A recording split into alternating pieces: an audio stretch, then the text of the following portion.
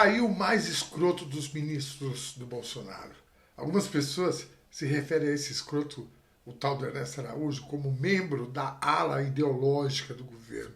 Na verdade, ele era o representante do mais puro fascismo desse governo. Ele e aquele tal de Weintraub. E para falar bem a verdade, eu não tenho nenhum tipo de consideração ou sentimento pela pessoa desse cara. Igual a ele, tem um monte dentro do governo ainda. Pelas ruas, andando por aí, tem um montão deles. Gente fascista mesmo, fundamentalistas religiosos. O problema é ter um cara desse cuidando das nossas relações exteriores. É gravíssimo. Não é só pela vergonha internacional, mas objetivamente pelo prejuízo que esse tipo de gestão traz para o país.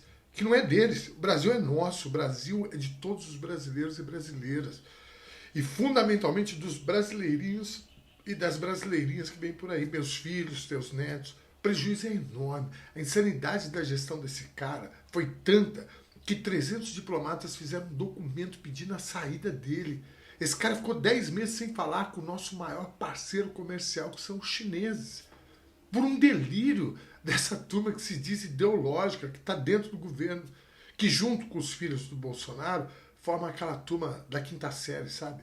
É inimaginável. O Eduardo Bolsonaro, na primeira treta que eles criaram com os chineses, ele disse, através do Twitter, que os chineses estavam fazendo como fizeram no episódio de Chernobyl, que foi um desastre, gente. Ele insinuou que os chineses estavam fazendo a mesma coisa, ou seja, que eles eram os culpados por Chernobyl e que estavam fazendo a mesma coisa aqui com o vírus. Ou seja, que os chineses estavam espalhando o vírus de propósito. Cara, isso é de cair o cu da bunda. Vocês têm noção disso? O cara acusar o nosso maior parceiro comercial de uma coisa dessas. A história nos mostra que esse tipo de coisa pode gerar ódio de uma nação por outra durante séculos e séculos. E, claro, atrapalhar as nossas relações comerciais. Não satisfeitos, esses moleques da quinta série, o próprio filho do presidente, o Eduardo, tuitou que os chineses estavam usando a pandemia para espionar as pessoas. Pasmem, em relação à tecnologia 5G. Cara, os chineses ficaram putos. A embaixada chinesa emitiu uma nota de repúdio. Sabe o que é isso? E para piorar, esse lunático do agora ex, o Ernesto Araújo, o cara rompeu com o embaixador chinês e ainda pediu para o pai dos burros, o Bolsonaro, pedir a troca do embaixador chinês, o tal do Yang. Cara, os chineses nem deram resposta. Coisa de quinta série. Para além da vergonha, está o prejuízo comercial para os nossos filhos, para as próximas gerações. A China já começou a criar alternativa para a soja, por exemplo, que a gente exportava 70% da nossa produção para eles. O prejuízo é incalculável. Você sabe o que quer dizer pária? É quem está à margem da sociedade, excluído do convívio social, que pertence à casta social mais baixa da humanidade, considerado impuro.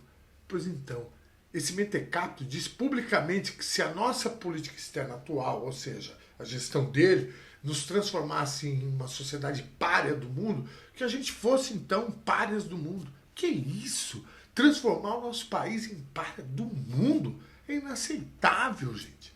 Imagina, ele disse que o vírus era na verdade o comunavírus. Essas histórias que a gente ouve e lê nesses grupos bolsonaristas pelas redes, saíram da boca desse energúmeno.